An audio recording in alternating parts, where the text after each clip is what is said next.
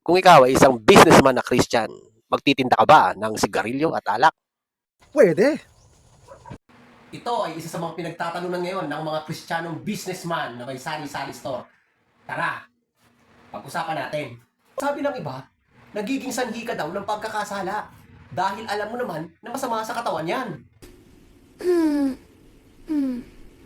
According sa social studies, na ang kape ang number 1 killer na hindi natin namamalayan.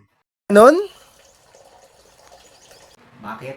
Kasi ang kape ay mayroong tinataglay na acrylamide that can cause cancer. Kung ayaw mong magtinda ng alak at sigarilyo, huwag ka na rin magtinda ng kape, pansit canton, chichirya, sapagkat mayroon ding danger yan. Sasabihin ng iba, pwede ka naman pagpalain kahit hindi ka naman magtinda ng sigarilyo at alak eh. Kung ganyan ang katwiran mo, dapat ginawa mo na lang libangan at hindi negosyo. Kaya ka nga nagne-negosyo para kumita eh. Lalo na kung yan pa ang source of income mo, tapos nagpapaaral ka ng mga anak mo. Wow!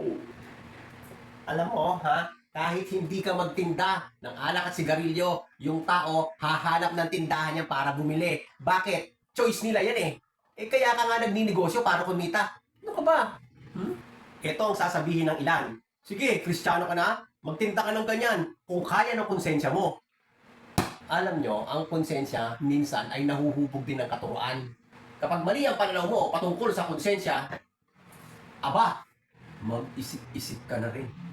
Biruin mo yan, ang tingin mo sa alak at sigarilyo ay kasangkapan ng demonyo. Paano na lang yung pansit canton, yung kape, yung chichirya, kaninong kasangkapan yun? Pero alam nyo, ako, hindi ako magtitinda ng sigarilyo at kape. Bakit? Wala naman ako tindahan eh. Ano ang big idea doon? Filipos 4:8. Sa wakas, mga kapatid, kung anumang bagay na totoo, marangal, makatarungan, dalisay, kaibig-ibig, may mabuting ulat, kung may mga bagay na mahusay na dapat papurihan, isipin ang mga bagay na ito. Kaya ikaw pa rin ang magdidesisyon. Tayo ay charito, karito, pinagpala na, pinaburan dahil kay Kristo.